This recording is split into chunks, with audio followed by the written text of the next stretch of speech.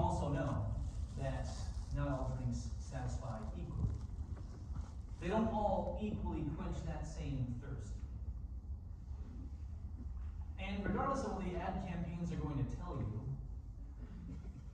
you should know that the drinks that are high in sugar, high in caffeine, or if they're particularly acidic, they may actually make you even more thirsty.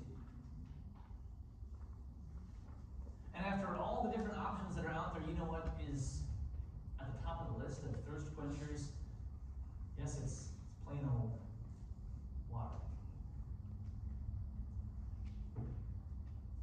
But what if you don't want water? What if you'd had something with a little more flavor to it? Well, then maybe you grab some flavored water, some cucumber water or some lemon water, something like that. Maybe something that's got a little sweet to it, but still a lot of hydration. The fact is that when we're thirsty, water is exactly what we need. Now this is the kind of thing that quenches our physical thirst. But there is a spiritual thirst that we have as well.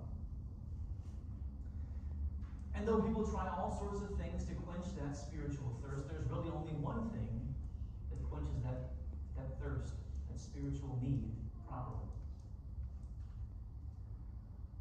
This morning we focus on that time as Jesus and his disciples were traveling. I've got another map for you so you can keep in mind what we're talking about. It says that Jesus and his disciples were traveling, and they're going through that region of Samaria, which was between Judea in the south and Galilee up in the north. So they were in Samaria, and they ended up particularly at this town of Sychar. Now, as they were traveling, you can also imagine it was maybe a bit hot, and just traveling in general it can wear you out, and Jesus was tired. Now, we also read that Jesus had to go through Samaria. Now, going through Samaria was the shortest and quickest route if you're going from either north in Galilee down to Jerusalem or north from Judea up to Galilee. It was the quickest and straightest and fastest route. But that wasn't always the route that people would take. In fact, some would say that most of the time, self-respecting Jews would go all the way around. They would take the long way around Samaria, all just to avoid it. This could add several days to their trip between north and south. They did this because they didn't get along with those Samaritans.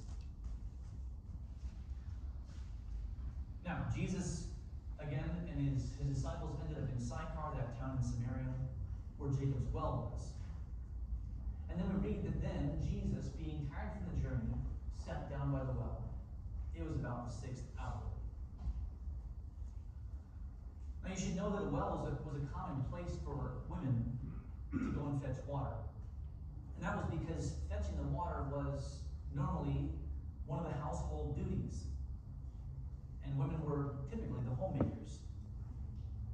So it could be the lady in the house would go and fetch that water, or if she had a daughter that was, old enough and strong enough, she could go and fetch that water, but it was a household task.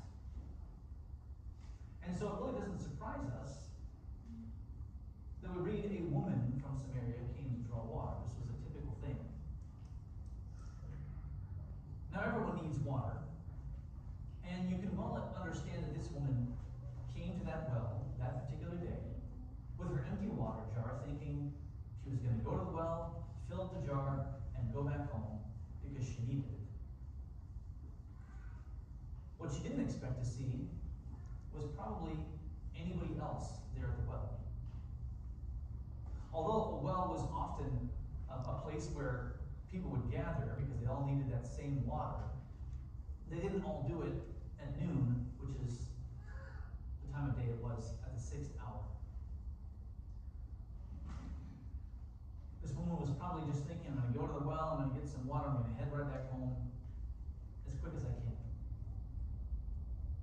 She didn't expect to find a Jewish rabbi sitting there, and she really didn't expect to have him actually engage with her Jesus breaks the silence. He says, "Give me a drink."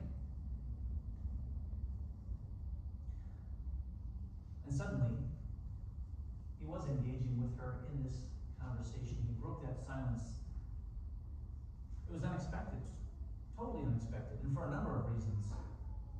One of the reasons was that, first of all, he was a Jew and she was a Samaritan, and they did not get along well. They intentionally avoided one another. Moreover, he was also a man, and she was a woman. And in their day, normally men and women did not converse with one another out in public. It wasn't socially acceptable. But Jesus broke through those social barriers in order to come into a closer relationship with this woman.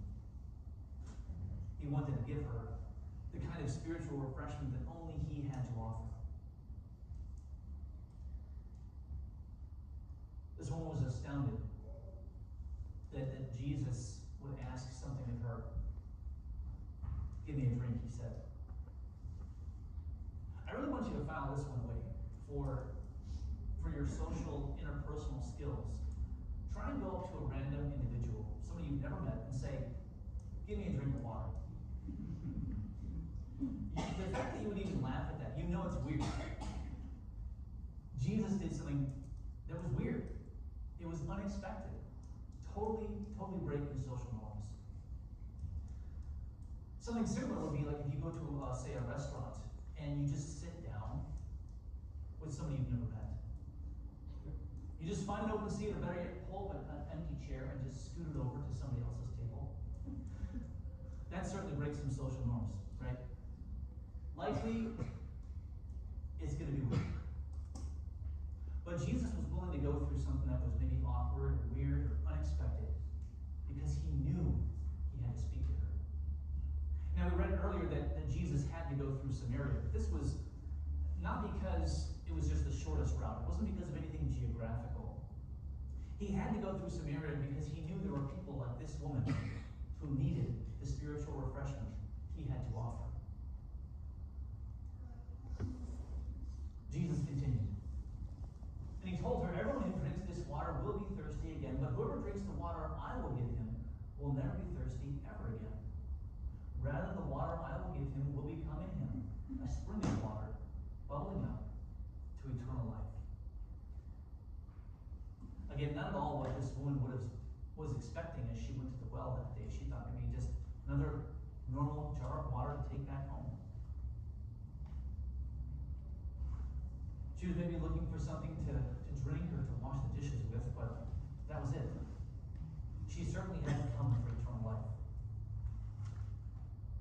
Now, her response to Jesus is very interesting. She says, "Sir, give me this water so I won't get thirsty and have to keep coming here to draw water." What we don't know is her tone and her emotion in these words. On the one hand, she might have started to believe what Jesus was saying, but maybe more likely was these words were spoken with some sarcasm. "Give me this water. Then I don't want to come back here anymore."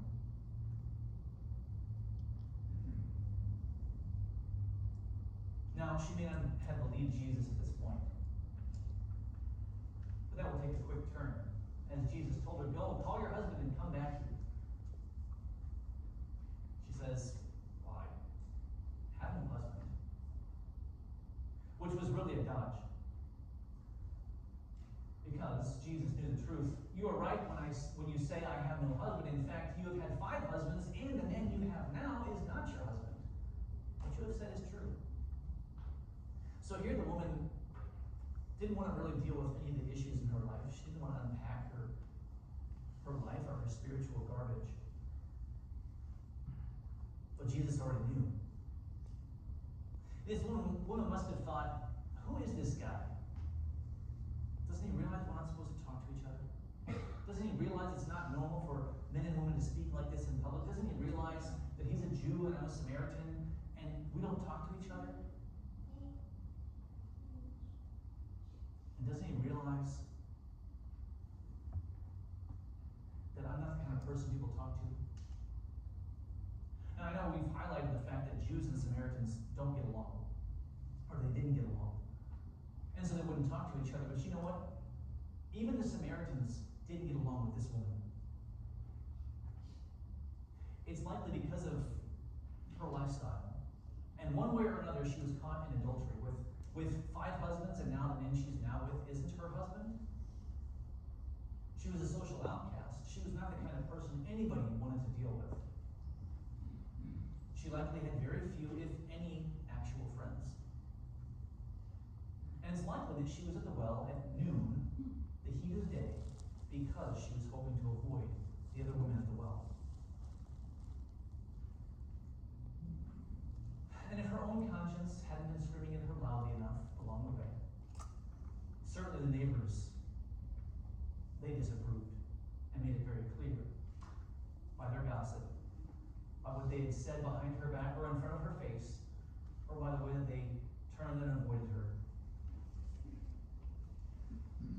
The message in all of this, it was the same. How could God love someone like me? And it gets us to ask ourselves this morning, what burning need drives you to Jesus this morning? What burning spiritual thirst causes you to want to come back and hear what God has to say to you? The fact is that all of us have a real spiritual thirst. And one way or another, we are each, all of us, trying to satisfy that thirst. Even if we can't quite put our finger on it, even if we can't properly define it, there's a restlessness or perhaps a guilt or a deep passion that God has placed in each of us, in our hearts, that we would perhaps reach out, search for God, and by His grace, have Him find us. But unfortunately and foolishly, so often we don't look in the right places. There are people who grab all sorts of things and try and fit them into the place that only God can fill. And so you have things like addictions. People grab a bottle. They grab some pills. They try and fill their lives up with